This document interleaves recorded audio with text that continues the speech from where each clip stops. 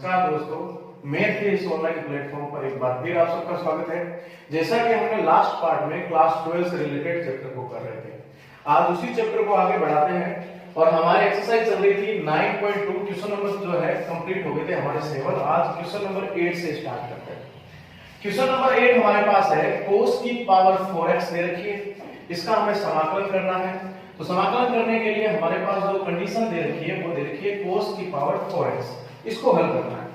तो जैसा कि हम जानते हैं इसमें हमारे पास जितना हो सके फॉर्मूले के रूप में कन्वर्ट करना है। तो क्या हम cos स्क्वायर के ऊपर होल स्क्वायर के रूप में लिख सकते हैं? जैसा कि हमारे पास हमने पहले पार्ट में हमने देखा था cos स्क्वायर x का जो फॉर्मूला होता है हमारे पास वो 1 plus cos 2x divide by 2 के रूप में लिखा जाता है। ये हमारे पास फॉर्मूला रहेगा और यहाँ पे इस फॉर्मूले को यदि अप्लाई करें तो हमारे पास कंडीशन बन जाएगी, हमारे पास 1 plus cos 2x divide by 2 के रूप में लिखा जाएगा। यहाँ होल स्क्वायर के रूप में लिखा जाएगा। अगर हम देखें ये a प्लस b के होल स्क्वायर के रूप में काम कर रहा है और 2 को अगर हम बाहर लेके आए तो ये बन जाएगा 1/4 और ये बन जाएगा a प्लस b का होल स्क्वायर। और जैसा कि हम सब जानते हैं a प्लस b का होल स्क्वायर कैसे बनता है, a square plus 2ab plus b square के रूप में लिखा जाएगा। तो यहाँ पर ये बन जाएगा a स्क्वायर मींस 1 का होल स्क्वायर 1, ये बन जाएगा 1 plus 2ab plus b square के रूप में लिखा जाएगा। ये हमारे पास कंडीशन बन जाएगी। अब अगर हम देखें अभी भी हमारे पास घातांक के रूप में फंक्शन बन रहा है, तो इसको हम चेंज करें, यहाँ पे भी हमारे पास फॉर्मूले के रूप में काम आया। तो इसको हम हल करें तो हमारे पास कंडीशन बन जाएगी वापस। इस बार हमारे पास एक cos स्क्वायर 2x के रूप में था, पहले हमारे पास था x के रूप में और इस बार हमने दे रखा है cos 2x के रूप में। तो हमें इसको फॉर्मूले में अगर कन्वर्ट करना चाहें तो बन जाएगा 1 plus cos 4x divide by 2 के रूप में लिखा जाएगा। तो यहां पर फॉर्मूले को अप्लाई करते हैं तो 1/4 1 प्लस 2 cos 2x प्लस ये बन जाएगा 1 plus cos 4x divide by 2 के रूप में लिखा जाएगा। ये बन जाएगा dx। अगर सब सारे फलन का एलसीएम ले तो हमारे पास एलसीएम आएगा 2 को अगर बाहर लेके आए तो ये बन जाएगा 1/8 और यहाँ पे हमारे पास जो फलन बनेगा बन जाएगा 2 प्लस 4 cos 2x और ये बन जाएगा 1 प्लस cos 4x और ये बन जाएगा dx। ये इस तरीके से फलन बनेगा। अब इसको हम समाकलन करें, सिंपलीफाई करें तो हमारा जो नेक्स्ट स्टेप रहेगा वो ये रहने वाला है। क्योंकि हम जानते हैं कि सबका अलग अलग समाकलन करना पड़ेगा तो हमारे पास कंडीशन 2 + 1 = 3 dx के रूप में लिखा जाएगा प्लस 4 2x, इसका समाकलन अलग होगा 4 cos 2x dx के रूप में लिखा जाएगा। और लास्ट में हमारे पास कंडीशन है वो बन जाएगी cos 4x dx के रूप में लिखा जाएगा। ये जितने भी फंक्शन थे सबको हमने अलग अलग रूप में लिखा है। अब इसका अगर हम समाकलन करें तो हम सब जानते हैं कि 3 जो है अचर राशि है बाहर आ जाएगी और a का जो समाकलन रहेगा वो बन जाएगा 3x के रूप में लिखा जाएगा। और यहाँ पे 4 बाहर आ गया है और cos 2x का समाकलन हम सब जानते हैं sin 2x डिवाइड बाई 2 के रूप में सीखा था। सारे फॉर्मूले पार्ट नंबर फर्स्ट में बता रखे हैं आपको अच्छे से। तो यहाँ पे बन जाएगा cos 4x का बन जाएगा sin 4x डिवाइड बाई 4 के रूप में लिखा जाएगा। ये c अचर राशि जुड़ेगी इसके साथ में। तो ये हमारे क्वेश्चन नंबर 8 का समाकलन रहेगा राइट का। अब हम चलते हैं क्वेश्चन नंबर 8 के सेकंड पोर्शन की तरफ, जो कि हमारे पास है समाकलन करना है हमें integration sin cube x dx के रूप में लिख रखा है।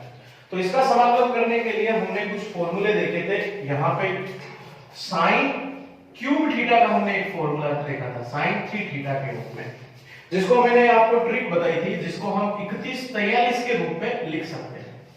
तो 3143 के रूप में अगर लिखना चाहें तो ये बन जाएगा sin 3 sin x theta minus 4 sin cube theta के रूप में लिखा जाएगा।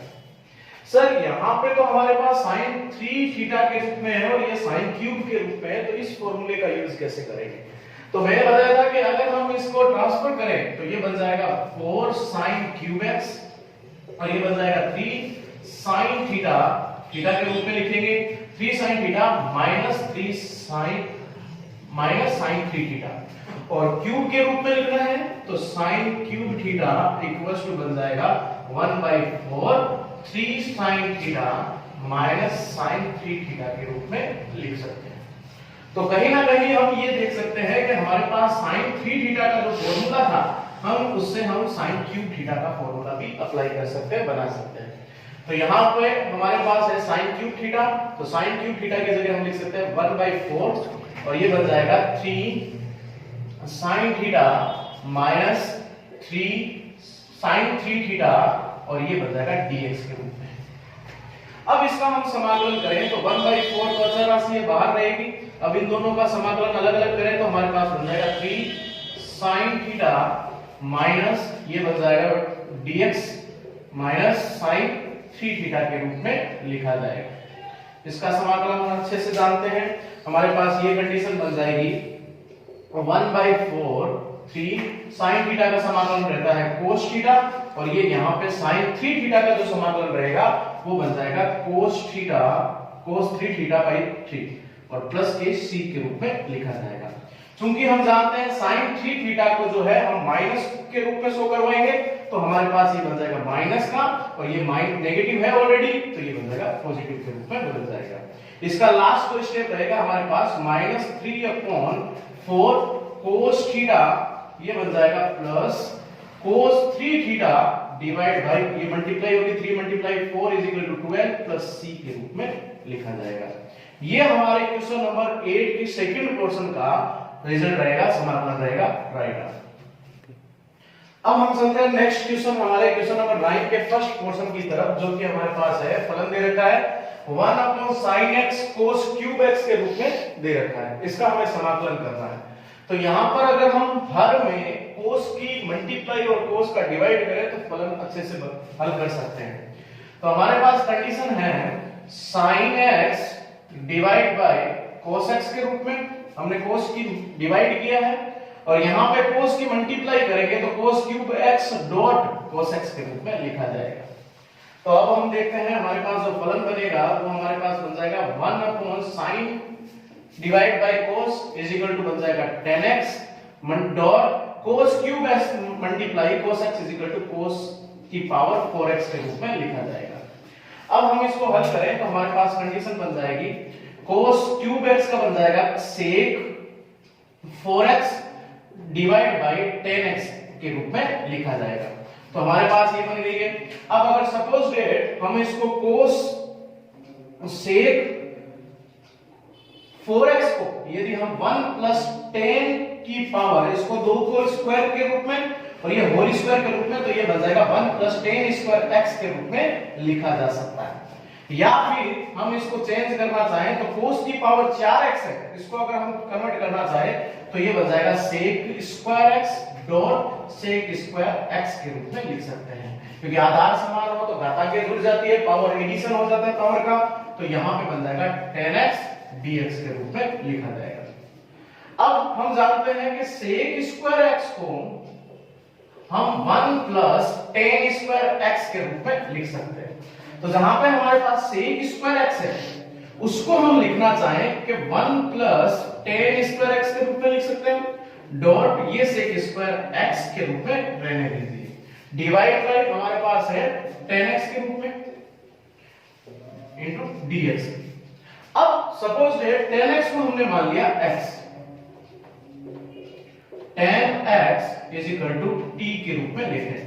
अगर हम इसका x के सापेक्ष अवकलन करें तो हमारे पास आ जाएगा sec स्क्वायर sec 10x का समान अवकलन होता है sec स्क्वायर x और dt का बन जाएगा dt/dx के रूप में बन जाएगा। तो यहां पर sec स्क्वायर x की जगह हम लिख सकते हैं sec square x dx dt। तो sec स्क्वायर x dx की वैल्यू हमारे पास dt के रूप में प्राप्त हुई। ये वैल्यू अगर हम पुट अप करना चाहें तो हमारे पास बन जाएगा समाकलन 1 + 10 की वैल्यू को हमने माना है t, तो 10 स्क्वायर की जगह हम लिख सकते हैं t स्क्वायर और sec स्क्वायर x dx की जगह हमारे पास बन जाएगा dt डिवाइड बाय ये बन जाएगा 10x की जगह ये बन जाएगा t बन जाएगा। तो हमारे पास जो फलन था पहले वो इस रूप में था, और हमने इसको हल करके जो फलन बनाया है हमारा वो इस रूप में बना लिया। अभी तक इसका कोई सॉल्यूशन नहीं निकला है, लेकिन हमारा क्वेश्चन जो है वो अब तैयार हुआ है। इसको अगर हल करना चाहें तो हमारे पास कंडीशन बन जाएगी 1/t, हम इसको आंशिक भिन्नों में अगर कन्वर्ट करें तो 1/t dt के रूप में लिख सकते हैं, प्लस t²/t dt के रूप में लिखा जा सकता है। जैसा कि हम जानते हैं कि यहां पर हमारे पास 1/t का फॉर्मूला होता है log t के रूप में लिखा जाएगा, प्लस ये कैंसिल आउट हो जाएगा, और t का समाकलन जो रहता है वो बन जाएगा t की पावर n के रूप में था। तो एक फॉर्मूला सीखा था, यदि हमारे पास समाकलन x की पावर n का करना हो तो हमारे पास कंडीशन बनेगी x की power n plus 1 divide by n plus 1 के रूप में लिखा जाएगा। यहां पे हमारे पास t की पावर 1 है तो t स्क्वायर अपॉन 2 के रूप में लिखा जाएगा, प्लस। अब हमें पता है कि हमने जो t की वैल्यू को लिया था वो 10x को हमने t माना था, तो वापस अगर हम 10t का वैल्यू को हम रख सकते हैं 10x के रूप में लिख सकते हैं। तो हमारा जो लास्ट स्टेप रहेगा, log t की वैल्यू है हमारे पास 10x प्लस t की वैल्यू है 10x का 10^2x divide by 2 plus c के रूप में लिख सकते हैं। ये हमारे क्वेश्चन नंबर 9 का फर्स्ट पोर्शन का रिजल्ट रहेगा राइट नाउ। अब हम चलते हैं क्वेश्चन नंबर 9 के सेकंड पोर्शन की तरफ, जो कि फलन हमारे पास दे रखा है 1 plus x bracket ex divide by cos square ex e की पावर x के रूप में दे रखा है। तो अगर हम सपोज कि इसको हल करना चाहें तो x e की पावर x को हम t ले सकते हैं। इसको इक्वेशन नंबर फर्स्ट बनाएं और इसका x के सापेक्ष अगर अवकलन करें, x के सापेक्ष यदि इसका अवकलन करें तो हम जानते हैं कि ये u into v के रूप में लिखा हुआ है, और ऐसा हमने फॉर्मूला पार्ट फर्स्ट में देखा था कि यदि d by dx u into v के रूप में फॉर्मूला बन जाए तो वो फॉर्मूला हमें याद रखना है, फर्स्ट को छोड़कर सेकंड का अवकलन माइनस सेकंड को छोड़कर फर्स्ट के अवकलन के रूप में लिखा जाएगा। ये हमारे पास एक फॉर्मूला था अवकलन। समाकलन में इसी का रूप अलग होता है, तो यहां पर फर्स्ट को छोड़कर सेकंड का अवकलन करेंगे तो e की पावर x का अवकलन क्या होता है, e की पावर x रहेगा नेगेटिव, यहां पे e की पावर x को छोड़कर x का x के सापेक्ष अवकलन करेंगे तो ये बन जाएगा 1, और t का x के सापेक्ष करेंगे तो dt अपॉन dx के रूप में लिखा जाएगा। अब अगर हम इसको हल करना चाहें तो हमारे पास ये बन जाएगा नेगेटिव है, और ये बन जाएगा आपके पास e की पावर x जो है हमारे पास कॉमन आ रहा है, तो ये बन जाएगा x - 1 dx dt के रूप में लिखा जाएगा। अब हम देखते हैं कि हमारे पास जो कंडीशन है तो हमारे पास ये dt की वैल्यू प्राप्त हुई है। क्वेश्चन में हमारे पास जो है ये कंडीशन यहाँ पे x - 1 रहेगा। अब हम देखते हैं कि हमारे पास जो कंडीशन प्राप्त हुई है x - 1 ex dx के रूप में हमारे पास जो कंडीशन प्राप्त हुई है उसकी वैल्यू जो है हम कर सकते हैं dt। तो इसको अप्लाई करें तो हमारे पास बन जाएगा dt और cos स्क्वायर और e की e इंटू x की वैल्यू जो है हमारे पास मल्टीप्लाई वो दे रखी है t, तो cos स्क्वायर t के रूप में लिखा जा सकता है। अब हम देखते हैं कि हमारे पास जो फलन बना है लास्ट वो बना है 1 upon cos square t dt के रूप में बना है। तो इसको हम लिख सकते हैं 1 अपॉन cos क्या होता है sec स्क्वायर t dt के रूप में लिखा जाएगा। अब हमें पता है कि अगर हम sec स्क्वायर का समाकलन करते हैं तो sec स्क्वायर का समाकलन हमारे पास बन जाएगा tan t के रूप में बन जाएगा प्लस c। अब जो t की वैल्यू थी वापस t की वैल्यू को पुट अप करेंगे तो हमारे पास कंडीशन बन जाएगी t tan और x e की पावर x प्लस c के रूप में लिखा जाएगा। ये हमारे क्वेश्चन नंबर 9 के सेकंड पोर्शन का समाकलन रहेगा, रिजल्ट रहेगा राइट नाउ। अब हम इससे जुड़े जो नेक्स्ट सवाल है वो हम नेक्स्ट पार्ट में करने वाले हैं। इन सवालों से रिलेटेड कोई भी डाउट हो तो आप कमेंट के माध्यम से पूछ सकते हो। धन्यवाद।